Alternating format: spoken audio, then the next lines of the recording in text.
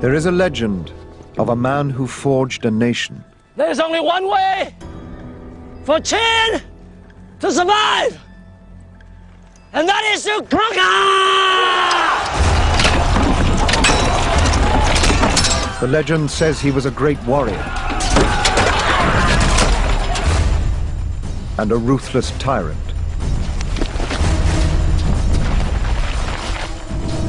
You've executed him.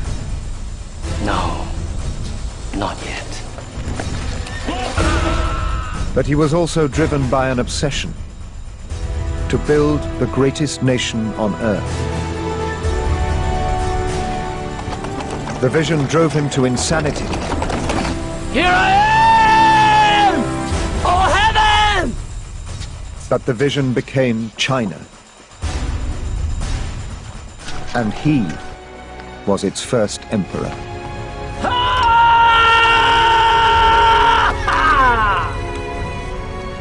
I am the first emperor of the whole of China! Emperor Qin Shi Huangdi!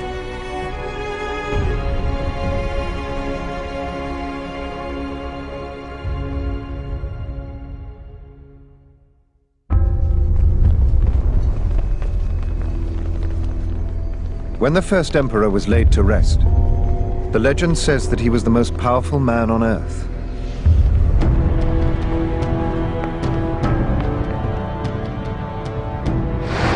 That for 30 years he'd subjected China to the most violent and bloody phase in its history. Yet he achieved the impossible. He unified a people. 10 times as many subjects as the pharaohs of Egypt, across an empire that would outlast Rome by 1,000 years. China was his, and he fortified it with the single largest structure on earth, the Great Wall. When the doors of his tomb were closed for the final time, the most fantastic part of that legend was born. The great ruler, it said, was sealed in a bronze model of his world, in the largest mausoleum on earth. Surrounded by rivers and seas of flowing mercury. And so the legend remained for over 2,000 years.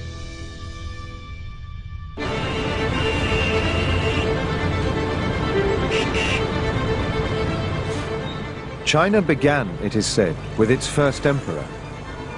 But who he was and how he founded this nation has long been shrouded in mystery.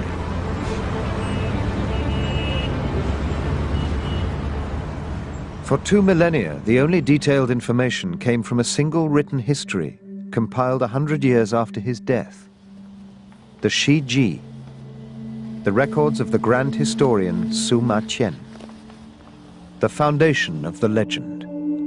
We see the first emperor from many different perspectives, and we're able to sort of recreate the first emperor from the position of his high officials, from those who tried to assassinate him, from the kings who fought against him, even the ordinary person in the street.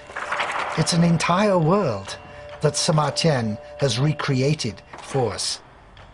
But for 2,000 years, all we had was this text. Then in 1974, archaeologists found the Terracotta Army. It stunned the world. And the greatest archaeological find of the 20th century provided the first real substance to the legend.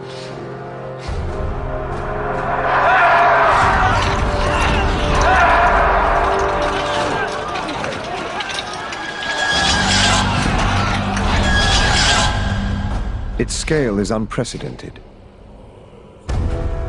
Terracotta figures were known about from other burial sites, but never on this scale. Never life-size, or in such incredible detail. And never an entire army. With the discovery of the Pottery Army, we are finding the truth behind Sima Qian's story, which for 2,000 years was just a legend. It's kind of like finding the real Camelot, except that it is, of course, 1,000, 10,000 times more interesting and more detailed and more fascinating. But the army itself was just the beginning.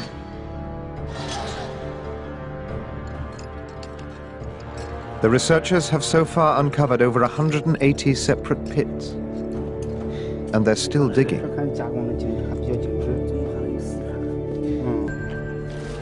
And the more they unearth, the greater the riches promised by the ultimate prize, the Emperor's tomb. For 2,000 years, all that could be seen was a vast mound of earth, as big as the largest Egyptian pyramid. Now Professor Jeffrey Riegel from the University of California is hoping that new experimental archaeology will unlock the secrets of the tomb and finally reveal the truth behind the legend of the Emperor. For the first time, archaeologists are probing the mound, and Riegel hopes to answer centuries-old questions. Is the Emperor's tomb actually there? Has it been plundered? And could it, as the legend says, really contain rivers and seas of flowing mercury? And if this turns out to be true, what does that say about the rest of the legend? What we knew from the historical texts, from these early stories, from these legends, was the tale of a person who seemed from those sources to be larger than life, almost impossibly large as a real figure, as an historical figure. But if someone could be responsible for a burial complex of that size, of that enormity, then yes, all of this now suddenly rings true.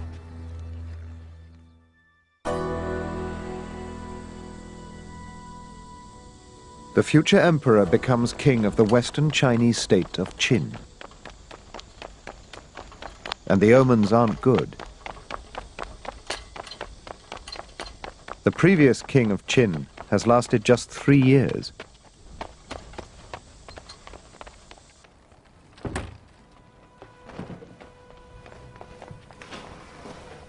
Majesty, the king is dead.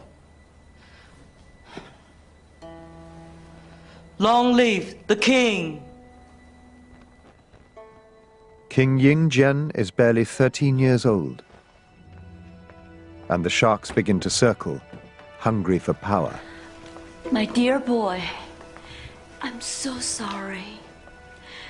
But his mother, the queen, has a long-time lover, the king's former advisor, Lu Bu-wei. we are here for you.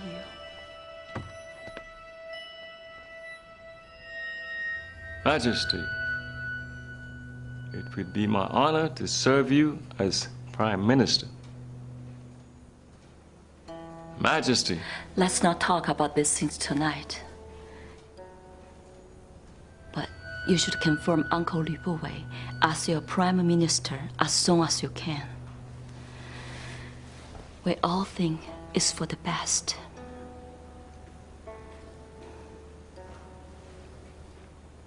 Sleep now. Good night. I shall serve you and guide you as a father.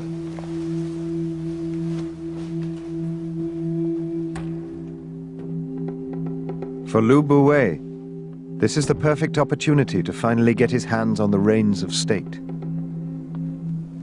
You will get him to do it tomorrow, won't you, my dear? Be patient. And why should we wait? This is our time to rule. All I need is his appointment. Trust me. Good night. Nations like Qin have always been run as a feudal family business by men like Lu Buwei. But there is a revolution coming that will change all that. First here in Qin, and ultimately the whole of China.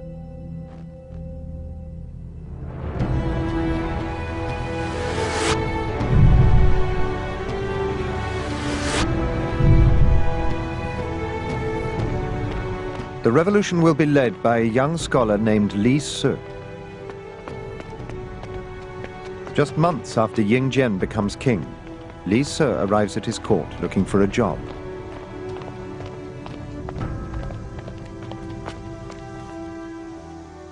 But the man who hires and fires here is the queen's lover Lu Buwei, now prime minister.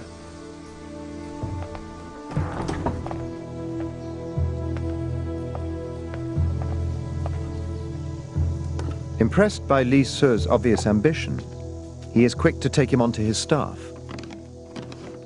It's an impulsive decision he will come to regret. Sima Qian describes him as a poor young man with extraordinary ambition, as this Machiavellian figure who he sort of implies is the person who wants to run the entire country. And he stops at nothing to get to that position.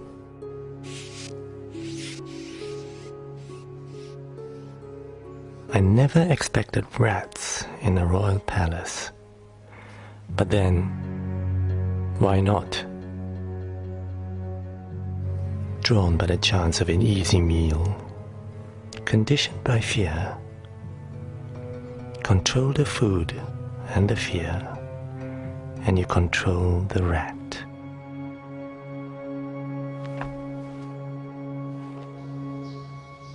Same everywhere.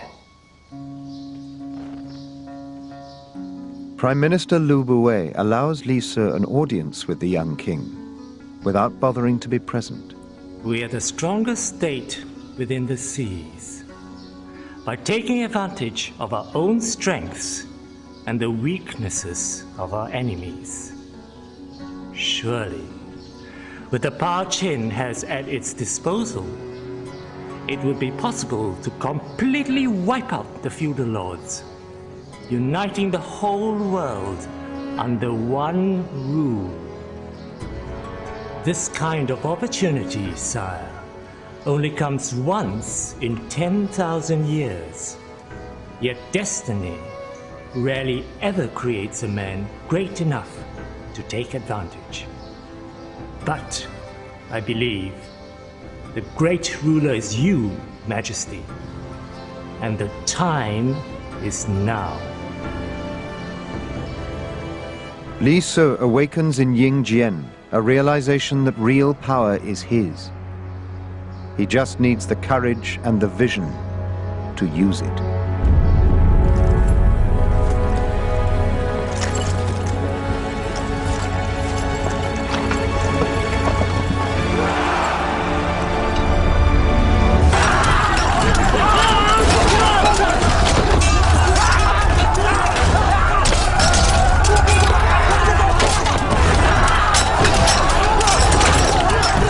A decade after ascending the throne, King Ying Jian fights for his life and for a dream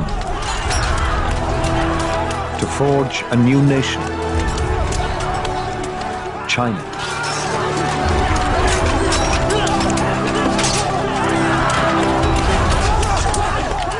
Many great kings before him have tried, and all have failed.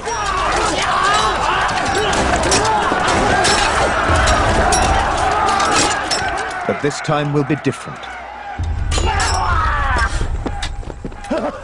Because Ying Jian is different.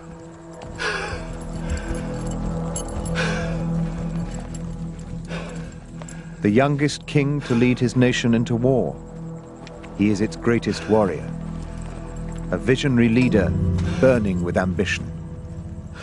If anyone can unify China, it is him.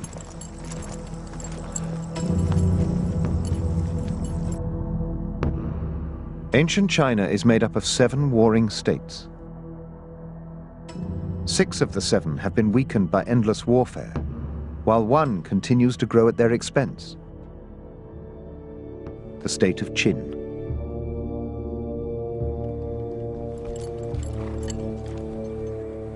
Well, you've won! In its campaign against the state of Zhao, the Qin army has taken over 10,000 prisoners. The rules of war are explicit. Prisoners must be cared for. And the day is yours! And this is yours! But that would slow down his campaign. You want to know what to do with it?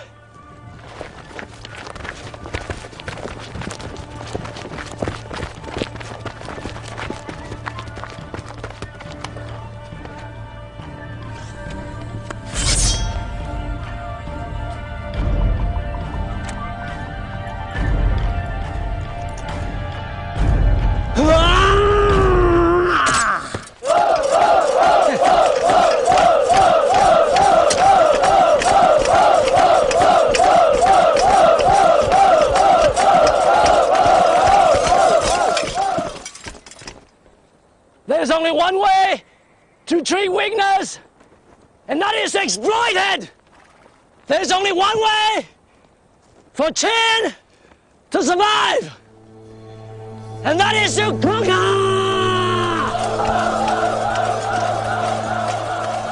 All 10,000 Zhao prisoners will be executed.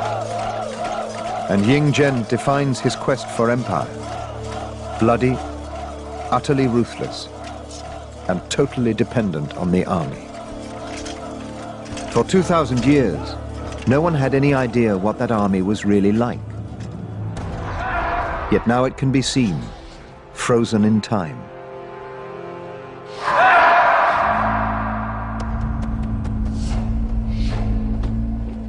For Geoffrey Regal, this is an opportunity to answer his first great question about the Emperor's meteoric rise to power. Militarily, how did he do it?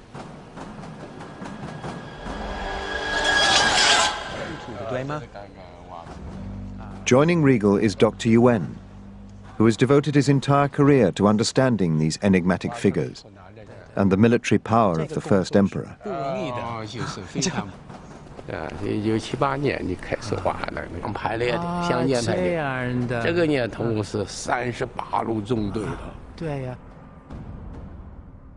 To date, they have unearthed over 7,500 individual figures.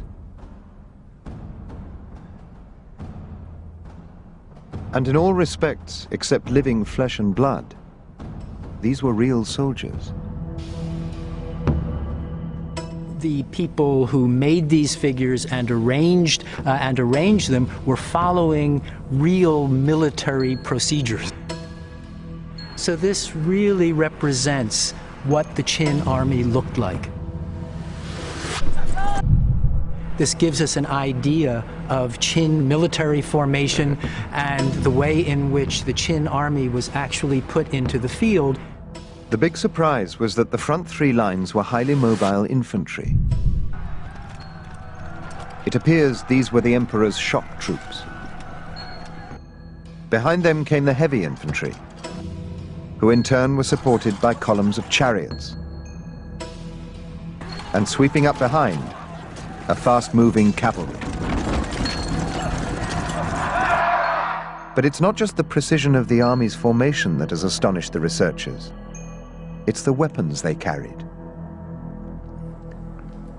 Only the metal parts have survived, but they are the finest quality bronze weapons found anywhere in the world.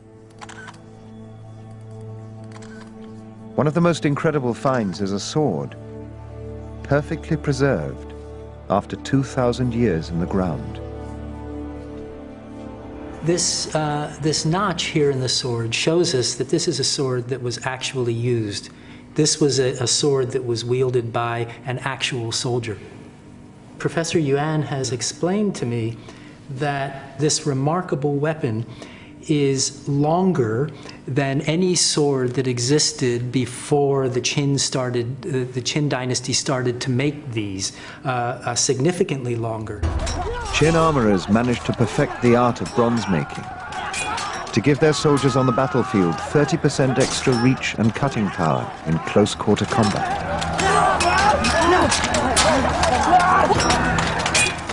And there is new evidence that shows quite how seriously the Qin took their ability to wage war.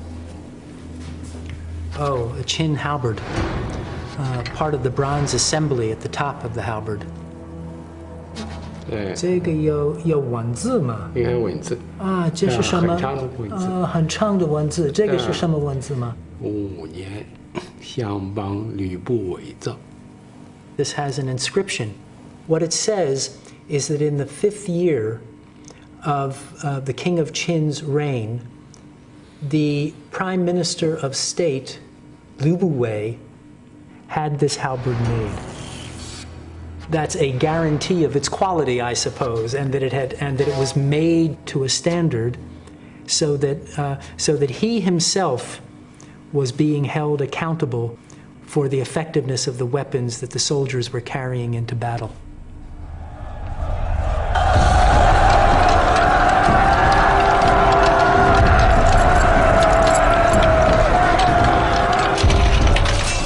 The well-trained, highly motivated Qin army, equipped with precision weapons and led from the front by a ruthlessly ambitious king, creates the perfect conquest machine.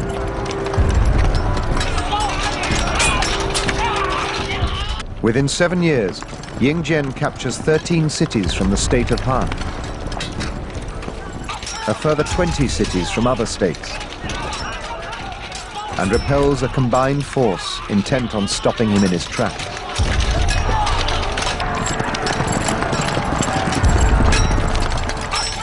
But while foreign enemies are easily brushed aside, inside his own court, unseen enemies conspire to destroy him.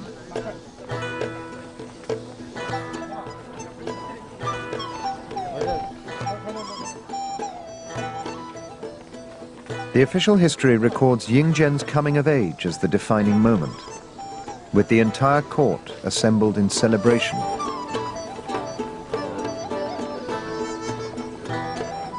But not everyone's watching the show. The Queen has a new favorite, Marquis Lao Ai.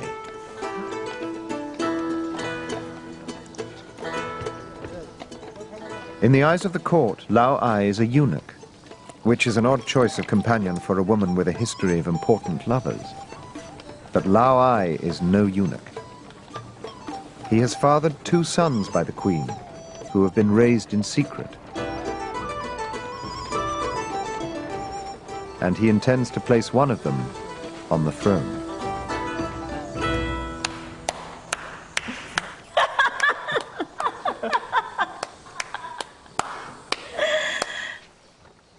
For now, Lao Ai bides his time, waiting for an opportunity to get rid of Yingzhen.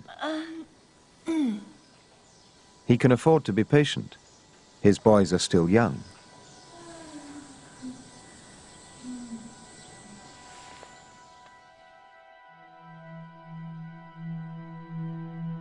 But young boys get sick. The Queen receives the message in secret and hurries back to her own palace. Without thinking, Lao Ai follows her.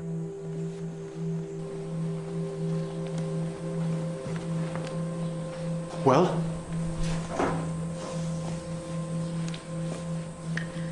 They're fine. Nothing wrong with them. Indigestion. Good. No, not good.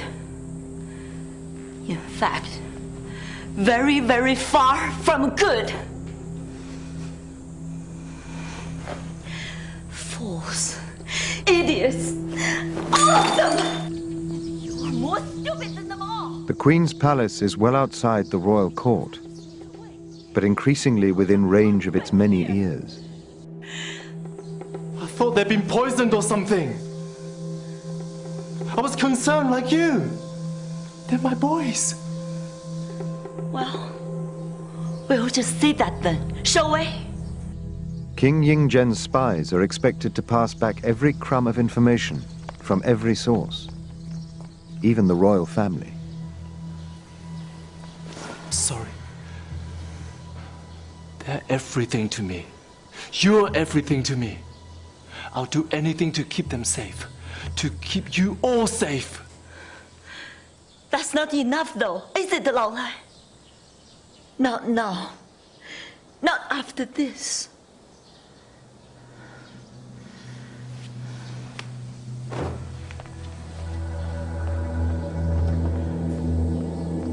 He'll put two and two together very quickly. They'll come.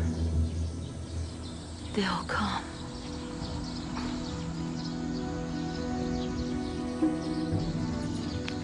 The queen has kept her boys secret for years, in the care of eunuchs she believes are loyal to her.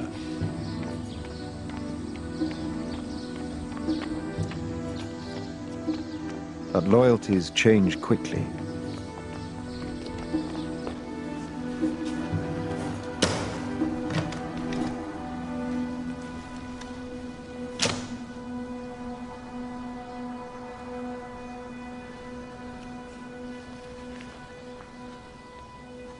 Hello. Hi. 过来，过来，过来，过来，过来，来这边跟我坐。来。哎呦 ，You are so heavy. Come in. Marquis Lao Ai makes his move. Realizing it's only a matter of time before he's discovered, he has stolen royal seals, giving him the authority to mobilize troops.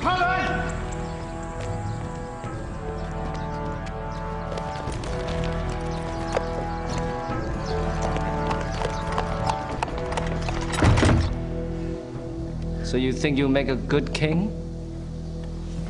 Yes.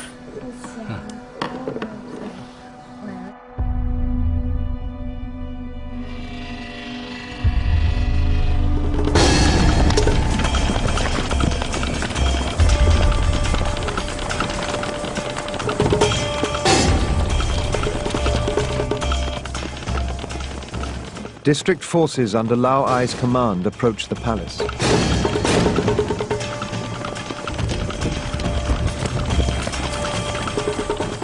He knows his only chance is to catch the king unprepared, with the palace lightly guarded, and seize the throne.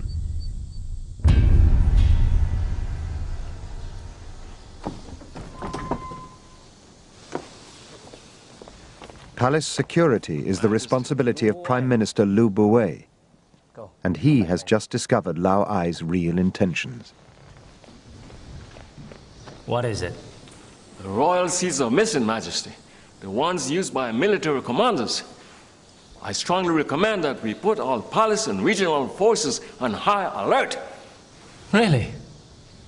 Lao Ai has disappeared. It seems he may have taken the seals. If he is able to mobilize troops, the state could be at risk. Why would he do that? Why would a Marquis threaten us? What could he hope to achieve? I don't know, Majesty. What would a eunuch do with the throne? Even if he had it, who on earth would he leave it to? Eunuchs don't have successors, do they, Liu Buwei? Except, of course, this one does.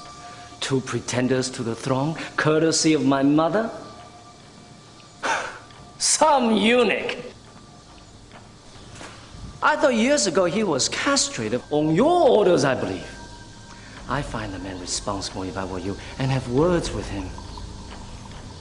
Now, if you don't mind, I think we have a rebellion to crush.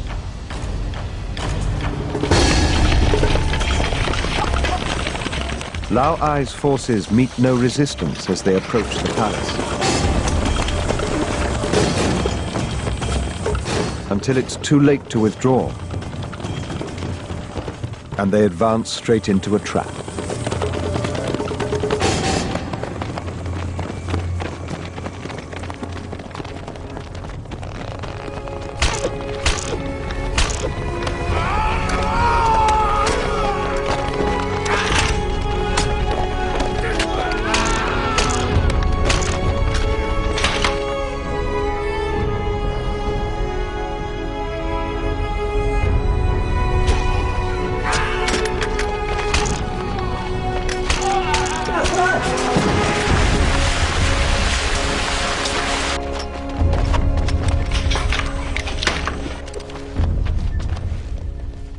Lao Ai's forces are annihilated, and he is taken prisoner.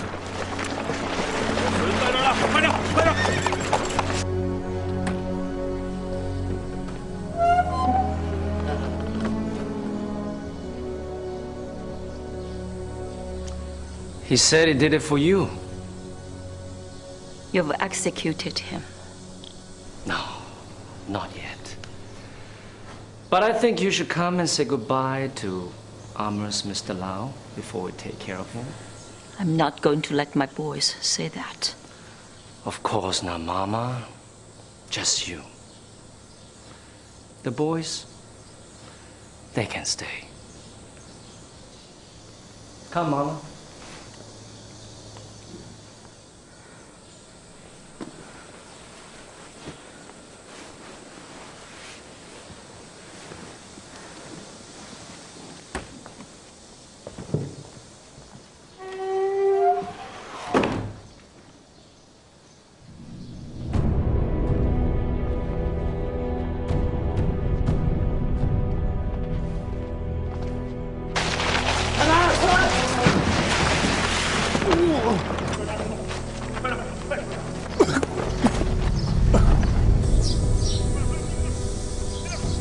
Why didn't you tell me? About Lao Ai. About Lao Ai, Yu Wei. I'm not the first queen to take a lover. You've done more than that, Mama. Lao Ai's execution is designed to send a very clear and deliberate message. Soon to be reinforced by killing every single member of his family.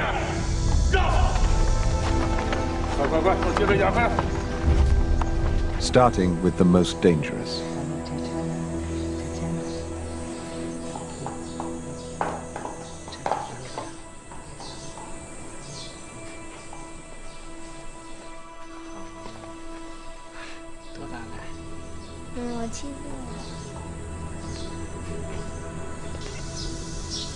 And the boys?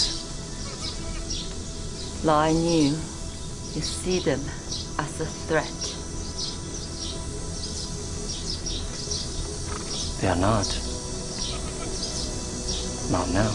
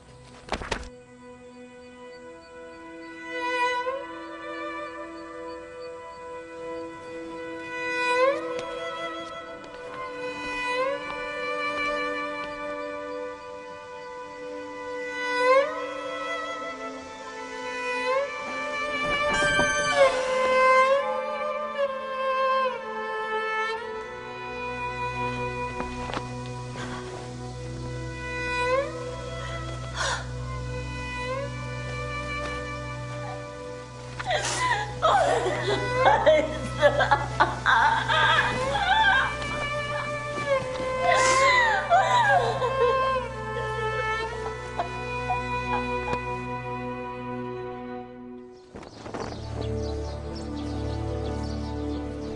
The first challenge to Ying Jian's reign is over, and the lesson has been learned.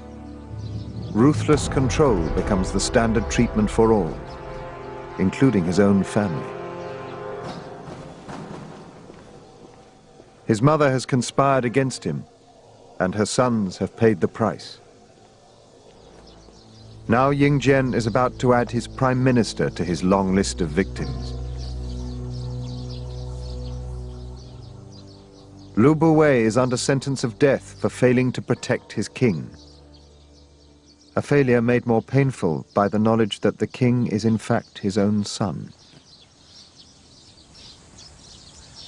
Looking for forgiveness, Lu Buwei? Yes, for your mother. I don't see why. Because she is your mother. Hasn't she lost enough today? Perhaps she has. But perhaps she should have thought a bit more carefully about who she slept with. Then you would not be here.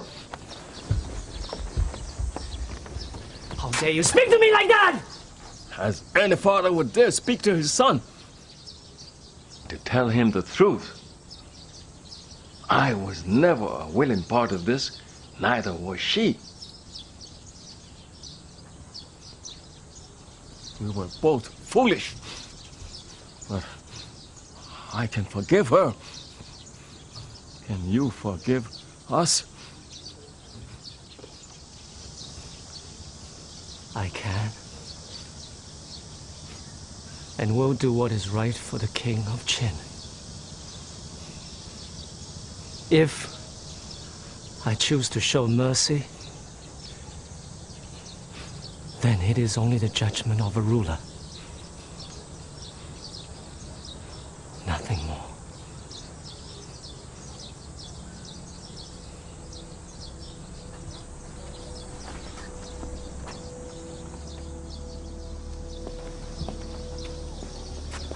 The Prime Minister is exiled from the king, his son, and the king's mother. Both parents' lives are spared. But within the year, Lu Buwei will commit suicide, a disgraced and broken man.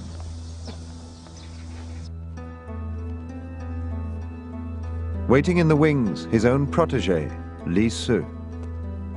He will be the new power behind the throne, perfecting a totalitarian ideology, ready to impose on a unified China.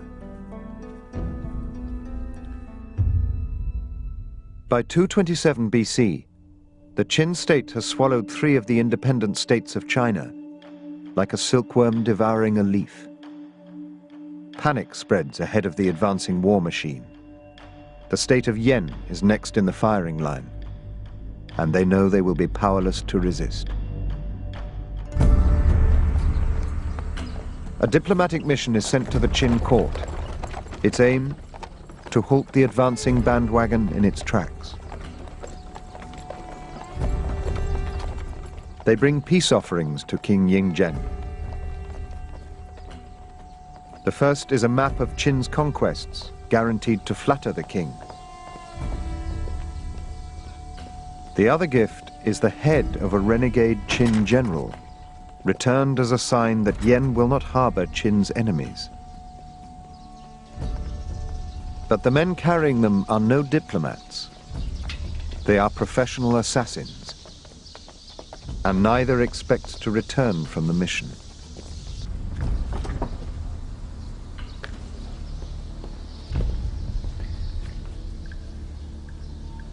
The plan is for one assassin to distract Ying Jian by showing him the head, while the second gets close enough to strike at his heart with a dagger. Bring it up.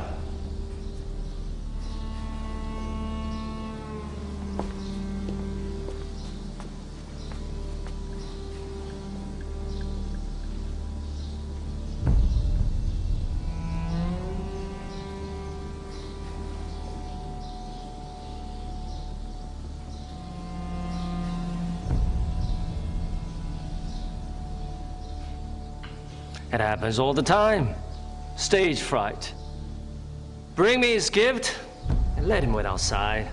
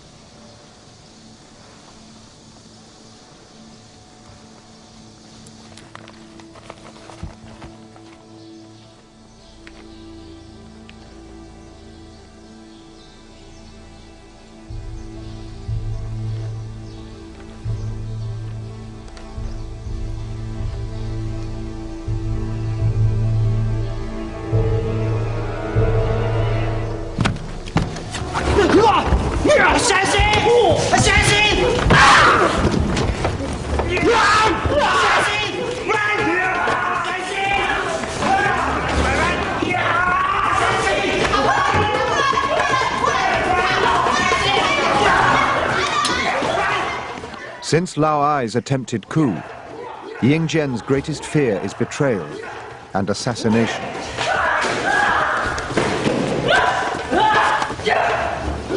Now no one in court is armed except him. And no one except him can summon troops.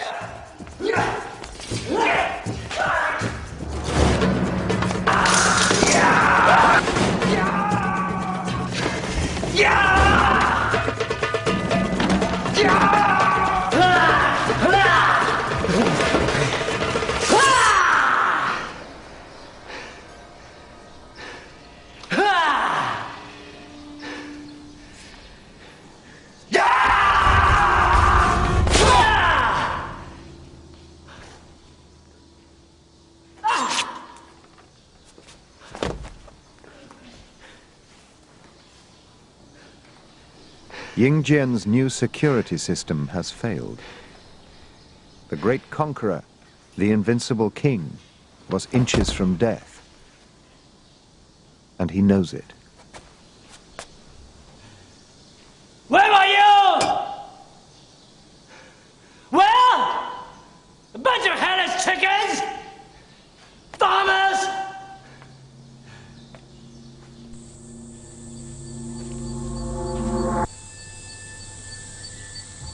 From now on, paranoia grows in Ying Jian's mind. For the rest of his reign, images of death haunt his dreams. It isn't so much the act of dying he fears, but the realization that he is filling the spirit world with the souls of those he sacrificed. Souls who will all, as soon as he is dead, seek terrible revenge. There is only one thing that can protect him in the next world: a spirit army.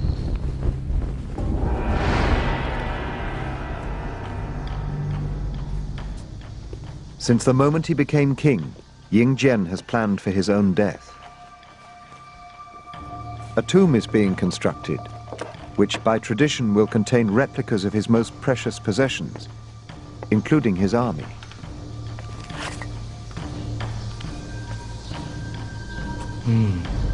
Good. That tradition will continue, Very good. but on a scale no one has ever seen before. How big is this supposed to be? Well, it's a simple question. How big is this going to be?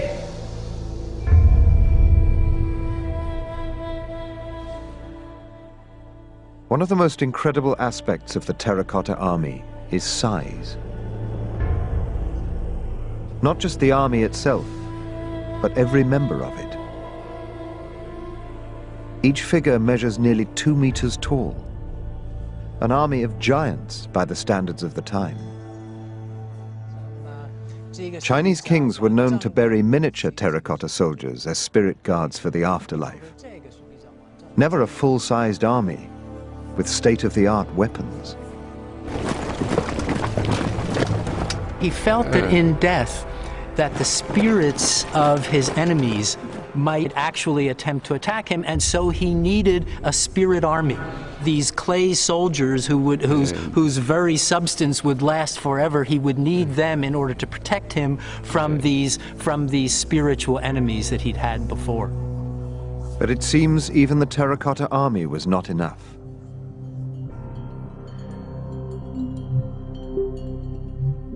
Closer to the emperor's tomb mound, a new pit has been discovered. A research team under Dr. Duan Qingbo were expecting to find an imperial palace guard. But all they have unearthed are empty suits of armor made of stone. And no sign of any terracotta warriors to wear them.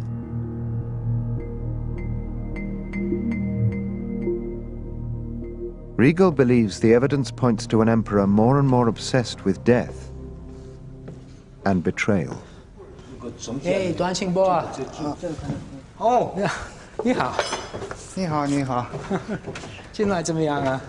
挺好的，挺好的。你好，欢迎。 When we look at Chinese historical texts, it's unprecedented that we would find or know about stone armor. And in fact, the belief of Mr. Duan and his team and their colleagues is that the burial of this stone armor may have had something to do with the rituals surrounding worship of the spirits of dead soldiers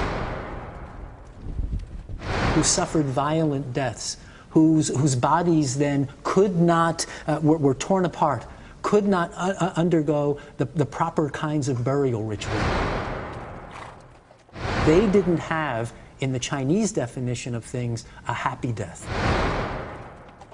So something had to be done for them, because otherwise they might become vengeful spirits. They might turn against the first emperor himself. So here, in this pit, something is being provided for them. 这个吧。 Duan's team has so far found over 200 sets of stone armor in this one small pit. But this excavation is just the corner of a pit as big as the terracotta army. Tens of thousands of stone armor suits were made ready for the spirits of dismembered Qin soldiers.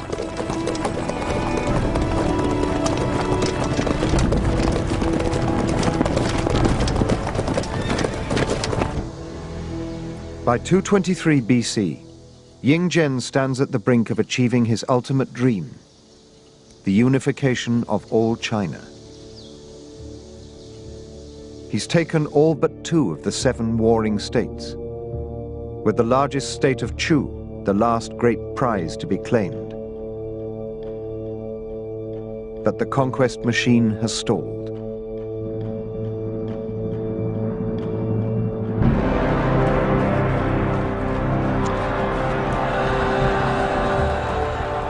The Chu army has destroyed his first invasion force, and they're more than ready to do it again. Now 500,000 Chu soldiers threaten to end Ying Zhen's dream of empire.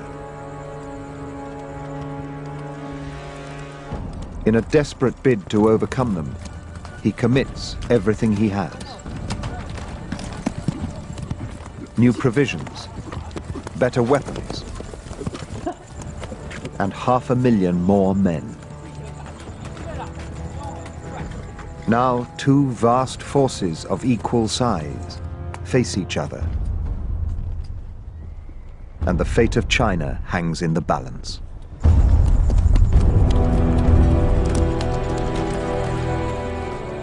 (223 BC). The Qin army has dug in for a long siege of the state of Chu.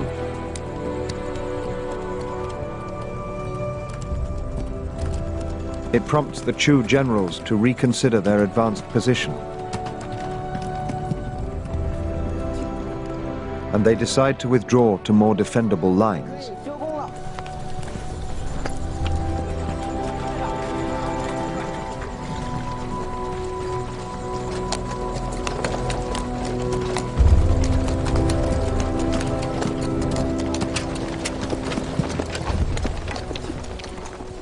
But the Qin encampment is an illusion.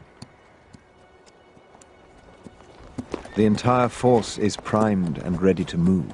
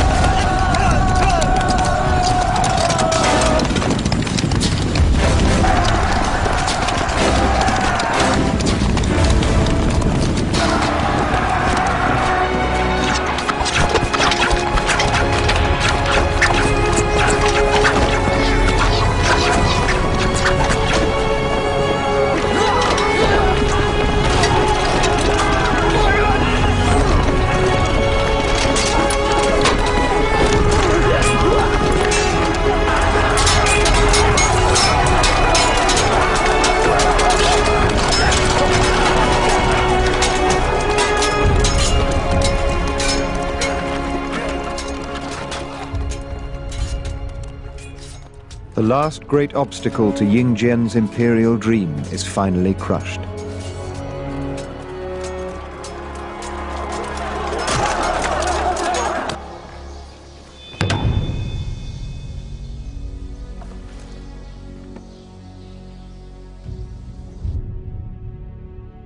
The sole remaining independent state of Qi succumbs without a fight.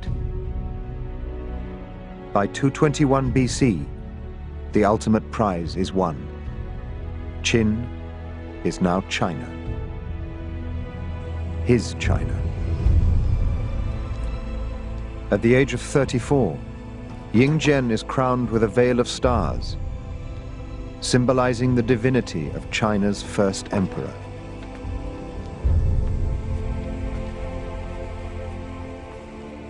Now his ministers are ready to suggest a title suitable for the greatest ruler in China's history.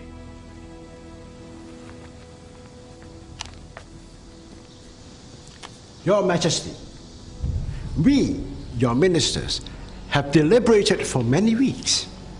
There are precedents upon which we can draw for the title for such a great ruler as yourself. Of old, there were the celestial sovereign, the terrestrial sovereign, and the great. Am I not the first great sovereign emperor, august ruler of the whole of China?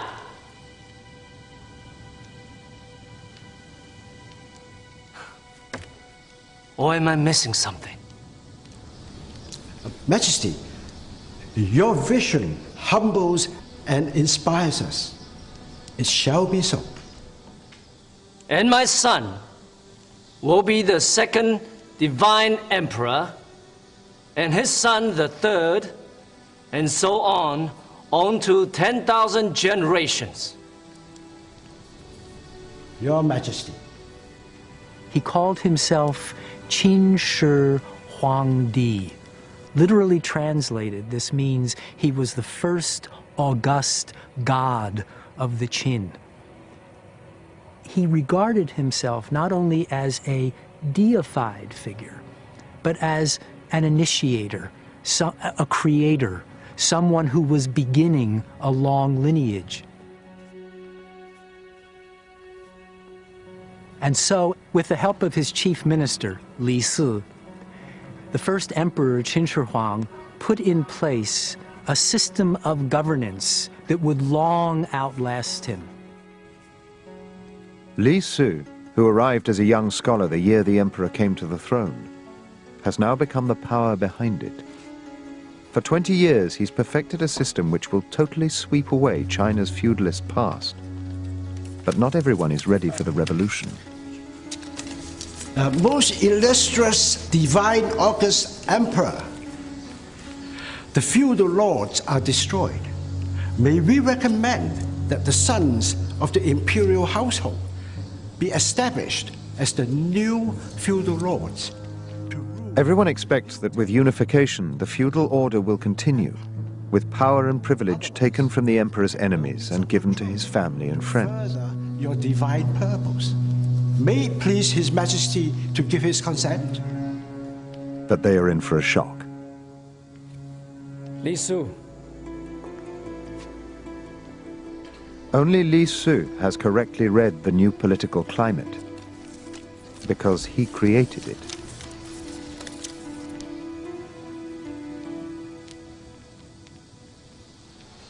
This is insane. We have spent centuries enduring endless warfare at the hands of the feudal lords. And now that we finally put them down, we want to create more of the same? But these will be members of the imperial household. Exactly. The only force in 1,000 years that has been able to create peace is the divine power of the emperor.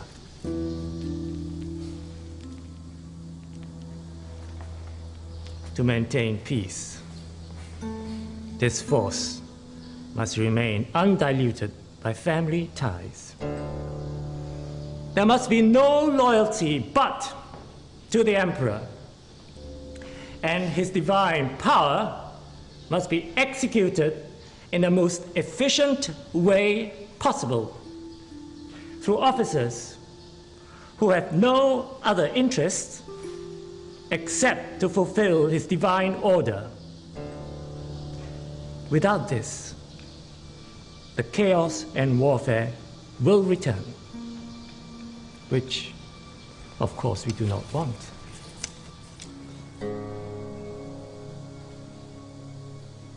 Excellent. He's right. The Minister for Justice is right. I shall personally appoint 6 governors for the 6 commanderies of the empire, 36 in all, which of course is 6 times the number of the states I have conquered. Did I mention 6 is my favorite number?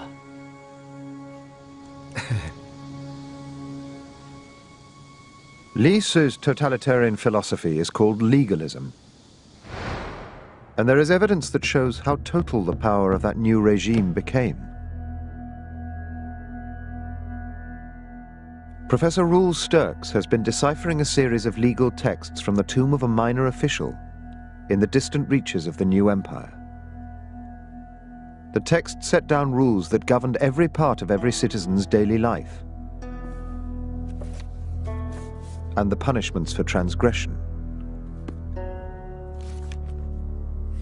If you look at the punishing system in the Qin legal system, then physical punishments that include mutilation, tattooing, for example, tattooing the body, tattooing the face, cutting off parts of the limbs, these were traditionally among the most severest punishments.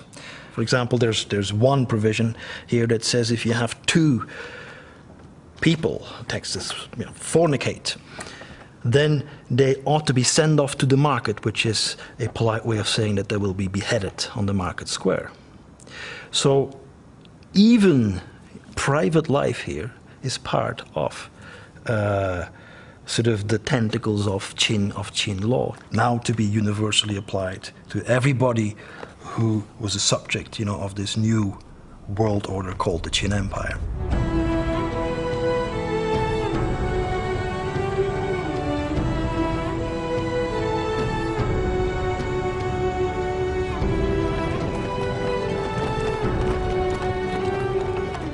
In 220 BC, Emperor Qin Shi Huangdi sets off to survey his new empire. For the first time ever, a secure and peaceful land. And he intends to keep it that way. Millions of deconscripted soldiers are now freed from fighting, ready to be reused. The empire is won, but it must be secured with a great war.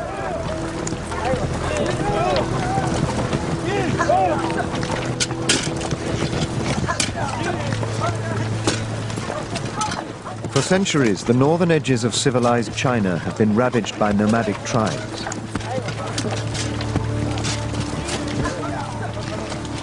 And though the frontier towns have had defensive walls, there were always plenty of gaps. Now that will change.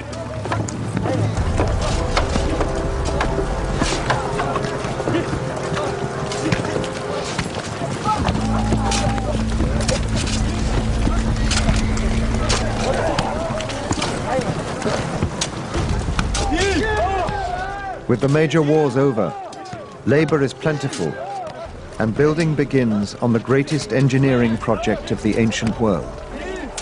A single impregnable barrier to seal the empire. The Great Wall of China.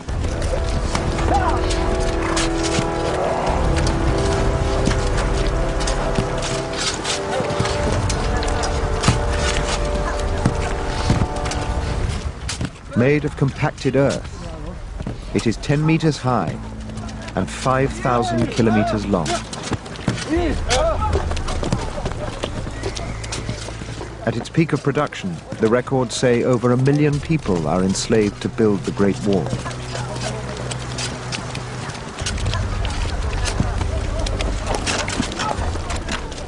Perhaps a quarter will die in the process.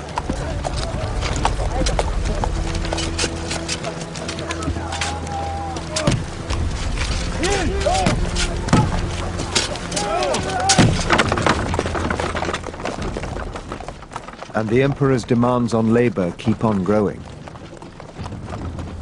With the empire secure, he turns his eyes to the fulfillment of his next great vision. A tomb befitting the first divine ruler of all of China.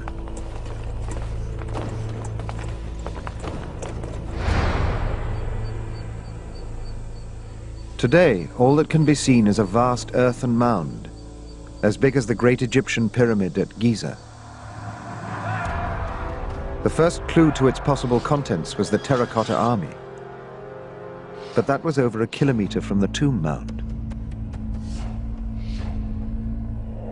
When archaeologists dug into the space in between, an incredible world opened up.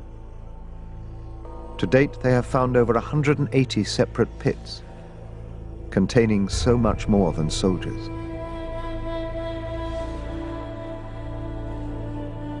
Hundreds of terracotta dancers, musicians, and acrobats were built to the same exacting standards as the emperor's precious army. And the imperial craftsmen, freed from making weapons, created perfect birds to stand in the artificial lakes of buried gardens. And perhaps the most exquisite bronze artifact ever found, a half-scale model of the imperial chariot to convey the emperor in his underground world.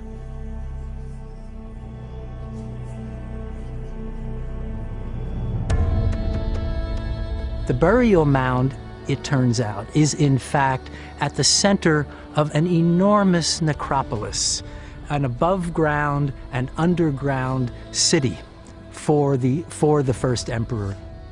It would provide him, it would continue to provide him with all of the trappings of power, with all of the protection that someone of his status required. But there was no way to see the ultimate symbol of power, the tomb itself. Again, it was the official history that provided the only clue.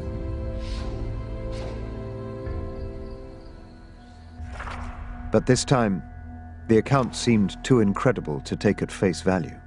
令将作记录时有所权尽者既设之 The emperor sent more than 700,000 convicts to dig down through 3 rivers and fill it with bronze. On the floor of the vault, there was created a map of his entire empire, all of China.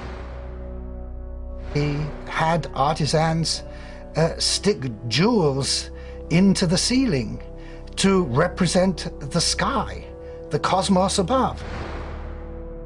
The streams, the ocean, the text said, were filled with quicksilver, with liquid mercury. He had some kind of machine which circulated that mercury to imitate the actual flowing of the waters. That it would be a kind of water clock, a machine, and that as long as it kept running, the emperor would continue to exist in his enclosed world. A bronze tomb filled with liquid mercury. The idea seems beyond fantasy. The weight of the mercury alone would be thousands of tons. Even though China had mercury ore in abundance, how could one man command such resources? And could it be proved?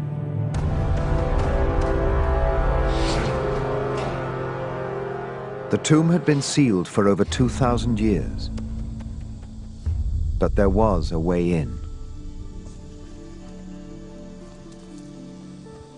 Using a new combination of techniques, including ground-penetrating radar, electrical resistance measurements, and core samples, the research team under Duan Qingbo have been able to build up a three-dimensional model of the entire underground complex.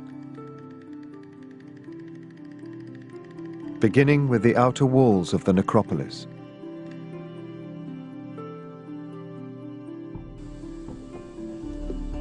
And revealing for the first time the mausoleum structure hidden beneath the mound.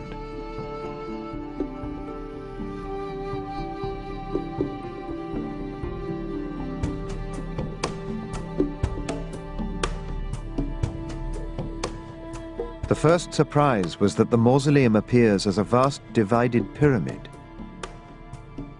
with passages leading to the tomb from the east and west.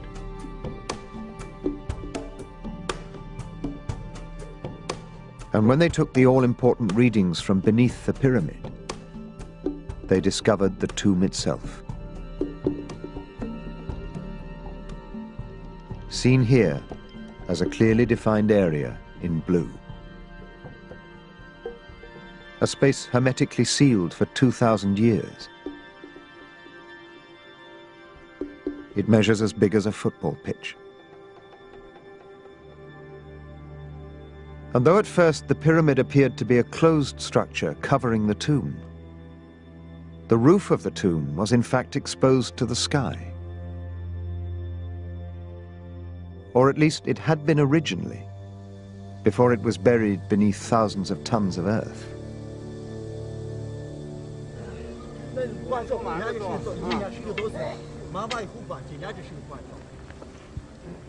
Duan and his team have been probing the tomb mound for almost a decade, tracing the shape of the pyramid beneath their feet with a series of over 4,000 core samples. And each one, Regal realized, could potentially hold an incredible piece of evidence direct from the tomb itself. Because if there was ever mercury there, over the centuries, mercury vapor might seep through the roof of the tomb and into the surrounding soil, where, Regal hopes, they may be able to detect it.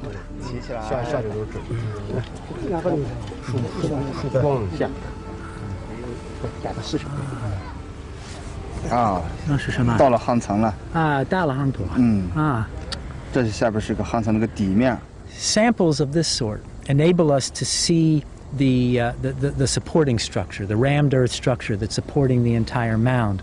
But of course, what really interests us is what is the burial like. So, if the legend about the emperor having placed in the base of his tomb a map of all of China, of all of his empire with rivers of flowing mercury, if that legend is true, then we can expect that a test of this soil will tell us whether or not it's true, will either provide us with corroboration or won't. The Chinese archaeologists have no immediate plans to excavate the tomb. They have no way yet to preserve its contents, and no desire to disturb the emperor's spirit. So for the foreseeable future, The mercury test may be their only way to understand what's inside.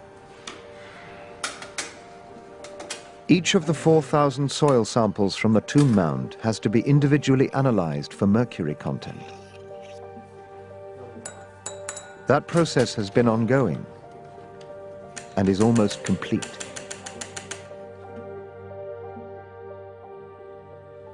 By 219 BC, the tomb itself is well on the way to completion. But the man it is intended to house suddenly has a change of heart. No. No. The idea of an eternal afterlife, however grand, is no longer enough. I will live on. I will live on.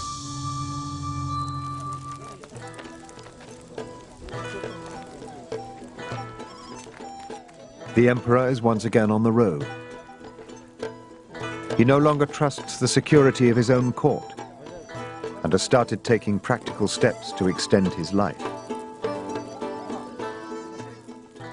His doctors prescribe repeat doses of something long believed to increase longevity: sex with multiple partners.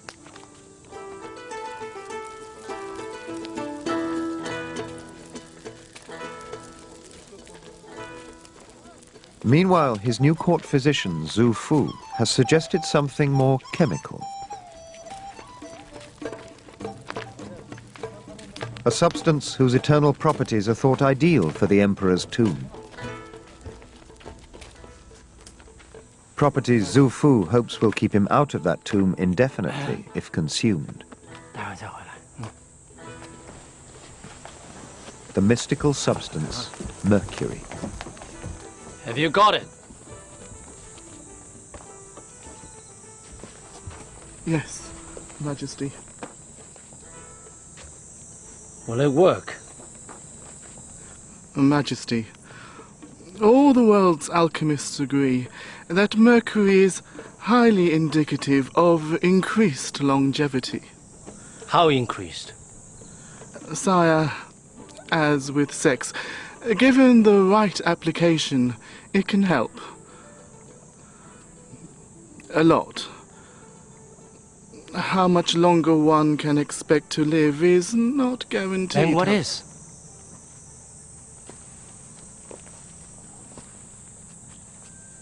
Where does it come from, Zhu Fu?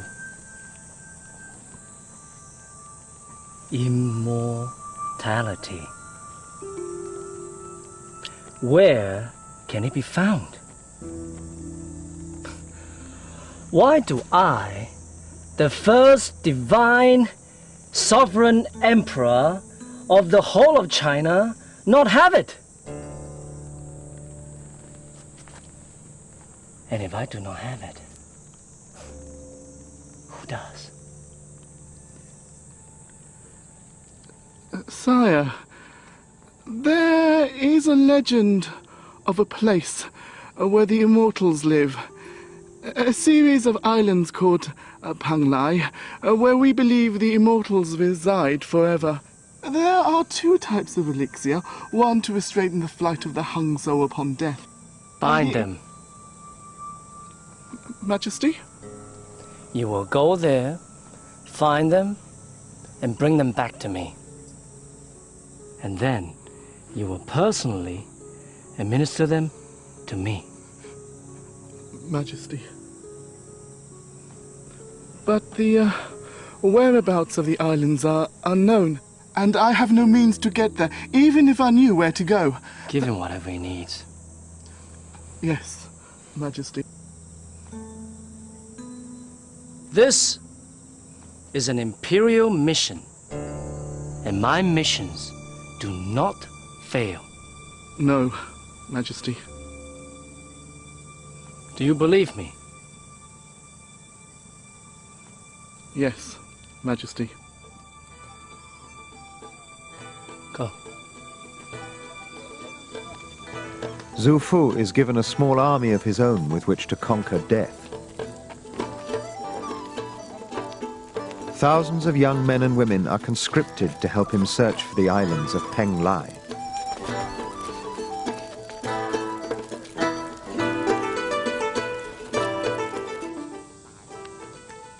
Meanwhile, the emperor takes his first course of mercury pills. If Xu Fu is right, it might help hold back the years until the elixirs can be found.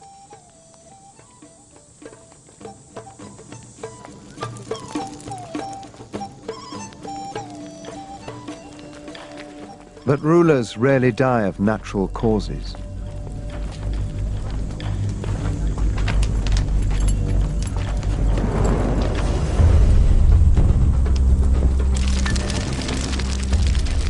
Accident or attempted assassination, history doesn't record. But the real cause of the fire in the caravan makes little difference. For the emperor, there are always enemies. Unseen enemies. Enemies within. He starts to withdraw further into his own world. And there are some who are more than happy to keep him there.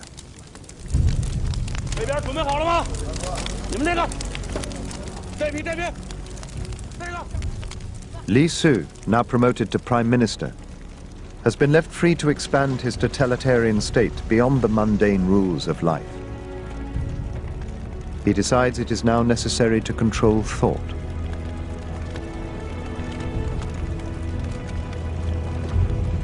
And the most obvious step to cutting off free thought is to cut off its supply of ideas. Entire libraries of bamboo scrolls are burned. What is the purpose of writing? To hold information. Some information is useful for the greater purpose. Agriculture, medicine, and we will keep that safe in our hands. And our history, real history, is what we are making.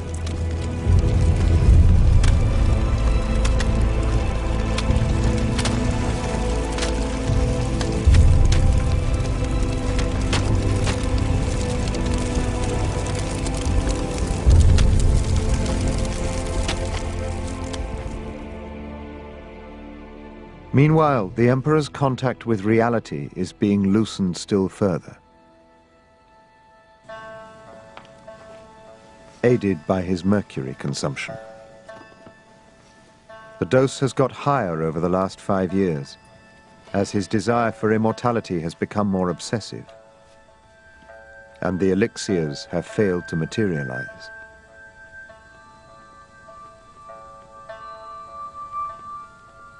But far from prolonging his life, it's actually having the opposite effect. Take it away. Liquid mercury was known to Chinese alchemists as the only substance that could dissolve the eternal, incorruptible metal, gold.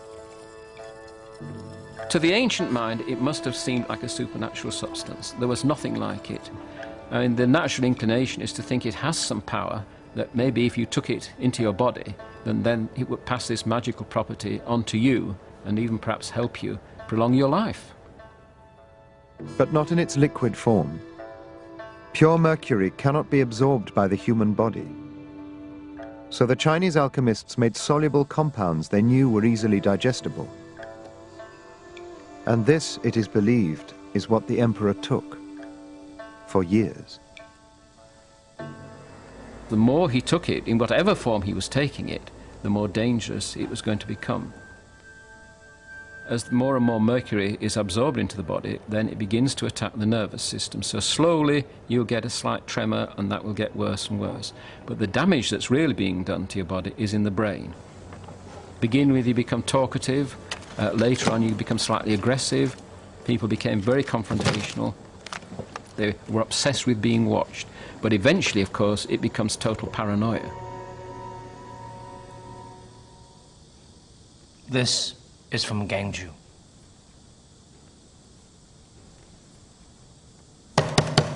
Directly from Gangju.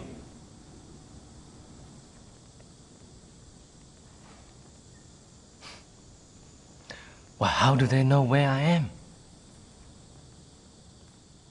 Well? Anyone revealing the Emperor's whereabouts is under instant sentence of death.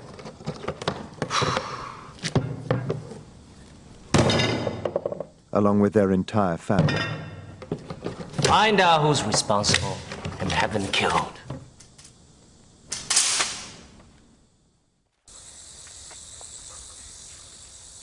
Seven years after Qin Shi Huangdi began his quest for immortality, the mercury is starting to poison his body as well as his mind.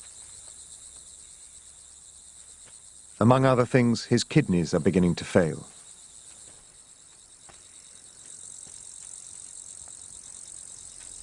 He knows his time is running out, and there is only one place left to turn to save himself.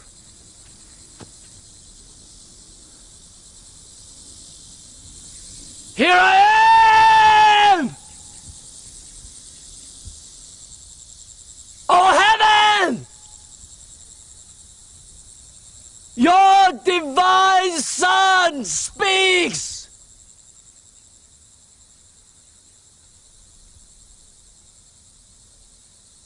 You see? The world is united at last! I erase doubt, establish law.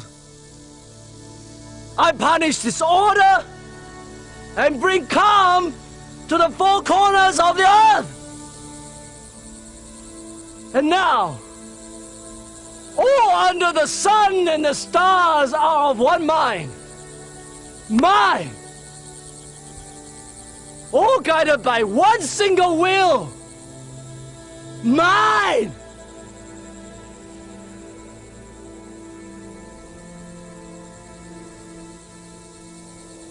And one day,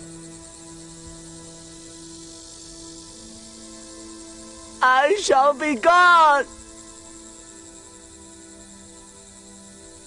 I shall be gone.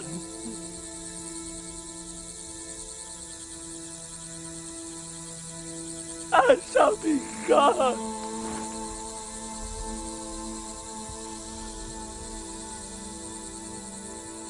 Give me that divine power.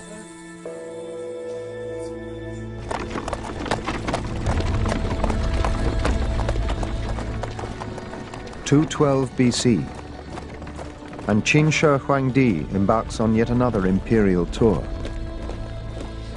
But this one is different. Where once there was a prosperous and powerful nation, today the nation rots.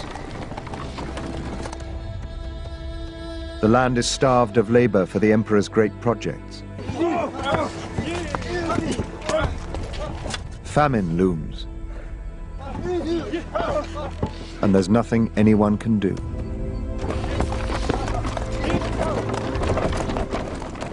The legalist system takes orders only from the top.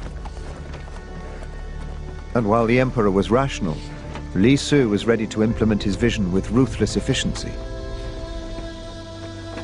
Now the vision is turning to madness. Li Su has no option but to treat it just the same.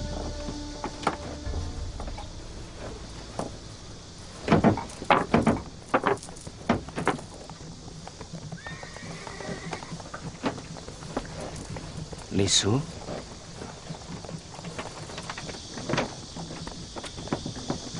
I have a fallen star. The emperor's latest diversion is a meteorite which fell to earth in a distant province. To Qin Shi Huangdi, it is a sign that his call to the heavens has been answered. Do you know what it means? No, Majesty. This is a divine message. There will be no after Qin Shi Huangdi. Majesty? You don't suppose that I'm just gonna die? Of course not. We're searching for the elixirs of Penglai. Su Fu failed, didn't you know that? Never came back. I sent the spies to find them, and do you know what they said to me? They couldn't find the island because their way was blocked by a race of giant fish. Majesty, we will move heaven and earth. It's all right. Li Su, I had a dream about a sea god in human form. Me. I am the sea god. I've ordered the armorers to build me a giant crossbow so I can hunt the fish. How big do you suppose they are? In the sea. Yes, that's where they live.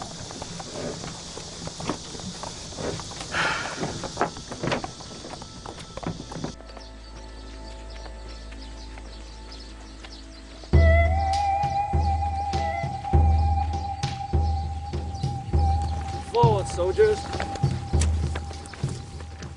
The historical records say the emperor reached the island of Zifu on the coast of China in the 10th month of 210 BC.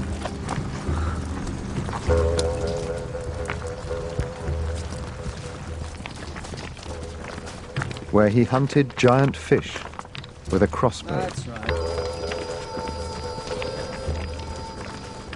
The great realist is now immune to reality. All right, let me down here. The divine ruler, Okay. warrior king of the Qin, has gone. In his place, a madman whose every whim, however bizarre, must be accommodated. Ha! I'm here! Coming for you! Ah!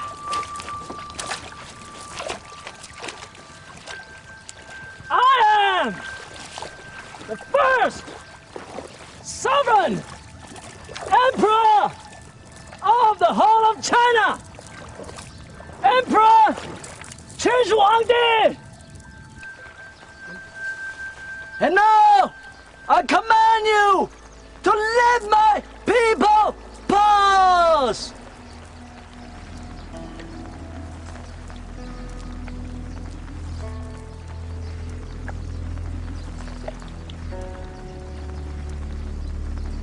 Over there!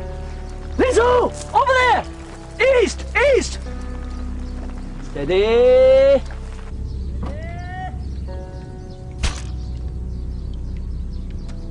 I got it! Li Su, you see that? I got one!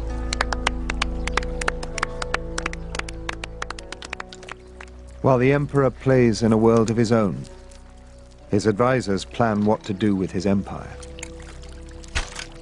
Once his poisoned body has gone the way of his poisoned mind. Wow! Yo! Two! Li Su!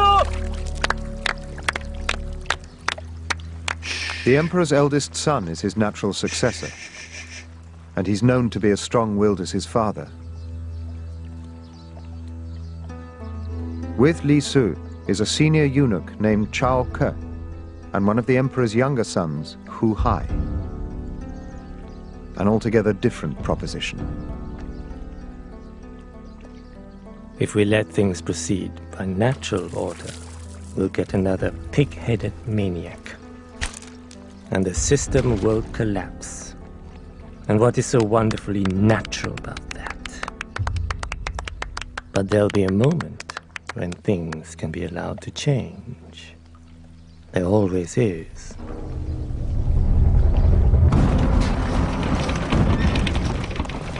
Returning from the coast, Qin Shi Huangdi becomes ill and hurries back to his capital.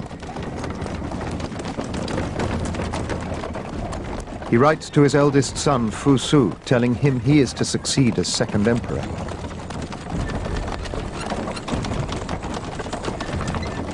But the imperial convoy never makes it home.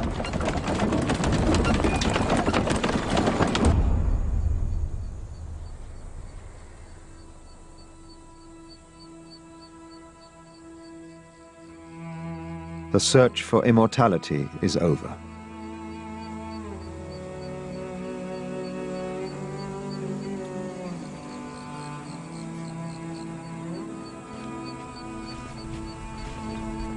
Majesty.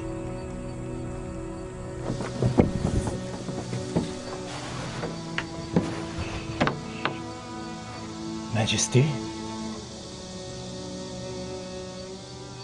The great empire has lost its maker. At the age of 50, Qin Shi Huangdi is dead.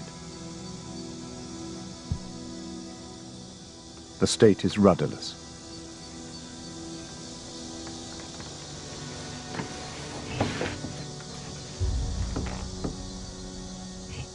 And this is exactly the moment Li Su has been waiting for. He decides to keep the death secret, to give himself time to put his plan into action.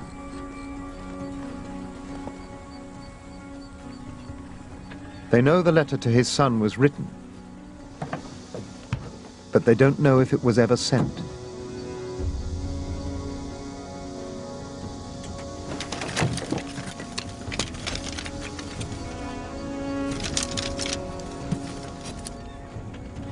Their luck is in. The letter is still there.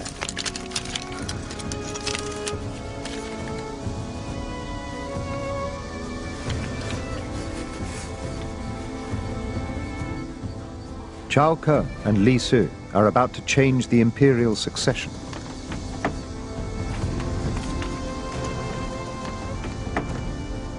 And it will bring the empire to its knees.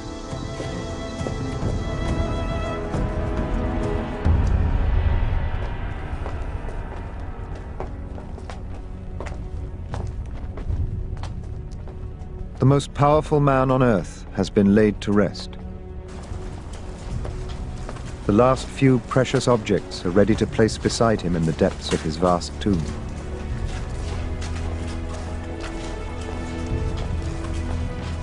But while the formal rites proceed according to the emperor's wishes, outside in the imperial city, a power struggle is underway.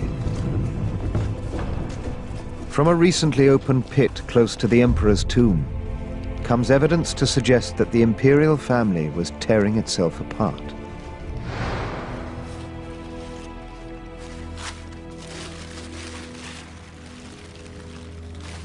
Professor Yuan thinks that the death of this individual was very much linked with the struggle for succession after the death of the first emperor.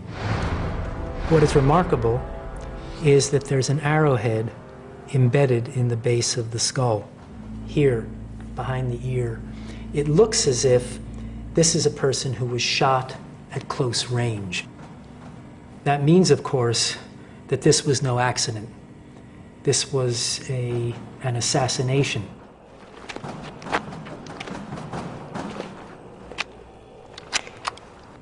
By tradition, the successor should have been the first emperor's oldest son, but several members at the court conspired to have a more junior member of the family succeed to the throne. After the junior member became the second emperor, he then saw to it that those who had opposed him, his brothers, his sisters, more distant relatives who were all members of the Qin imperial house, all of them were then killed.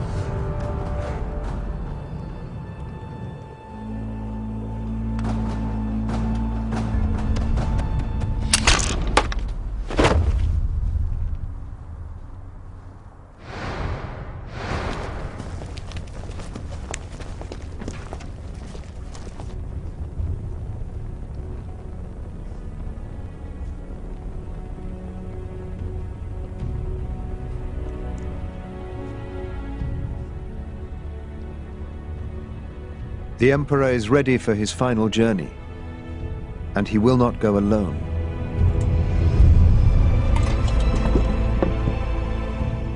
While his chosen successors are being assassinated, hundreds of his favorite concubines prepare to make their final act of devotion. They will stay with their master to start a new imperial family in the next world. But while the terracotta soldiers stand guard over their emperor, outside, real soldiers are fighting real battles. Rebellion stirs.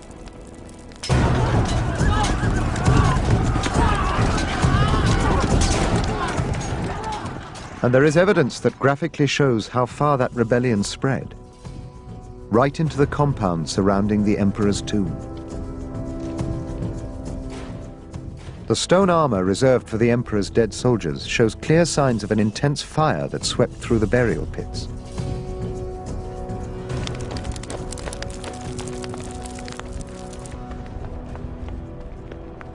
The terracotta army itself was in pieces when it was found, smashed by rioters.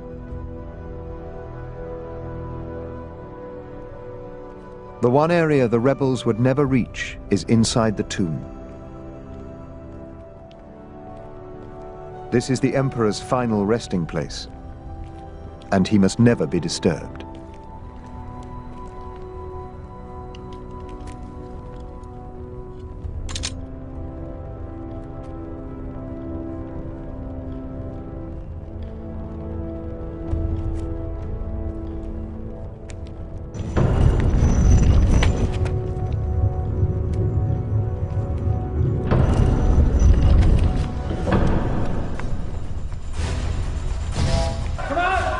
It has long been decided that not only will the emperor take his concubines and his terracotta army, but the designers, the architects, the engineers, and the builders of the tomb.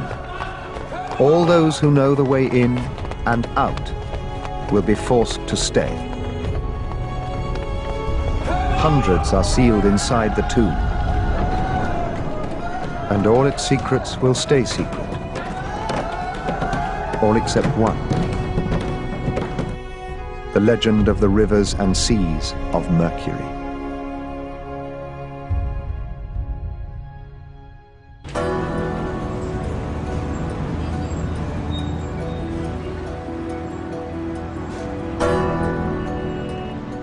"4,000 soil samples taken from the tomb mound of the first emperor have been tested at Beijing University for traces of mercury.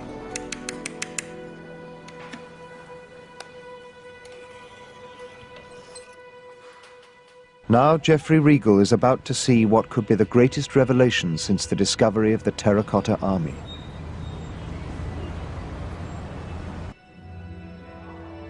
He's come to meet Dr. Liu, who's been processing the samples. And the results are ready. The first piece of news is that there is mercury there, in huge concentrations. And it's not just found anywhere. Each red dot is a core sample. Each blue one, where mercury is found. The dark blue show the highest concentrations. And all of it within the actual tomb. Oh, well, this is an extremely interesting map. This concentration here corresponds to Bohai, the sea that we know the first emperor visited in his search for immortality. This concentration in the south and southwest would correspond to the great marshlands, the great wetlands of the southwest, and the Yangtze River. It's just startling, in fact, that one would find, confirmed so neatly, one would find such a striking and exact correspondence between scientific evidence and ancient legend. So, yes, indeed, just as described 2,000 years ago, when the first emperor had his underground palace created, he did indeed have a map of his empire. He did indeed have all of the rivers and seas represented, and those rivers and seas flowed quicksilver, liquid mercury, forever.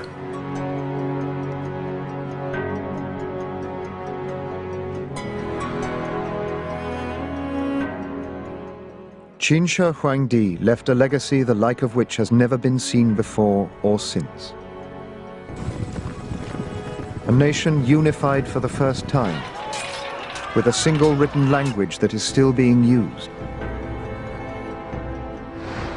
A system of administration that survives to this day. And a great wall that still stands at the edge of his realm. But more than anything, Qin Shi Huangdi created the idea of China, a people and a land as one. Perhaps his desire for immortality was realized after all. Here I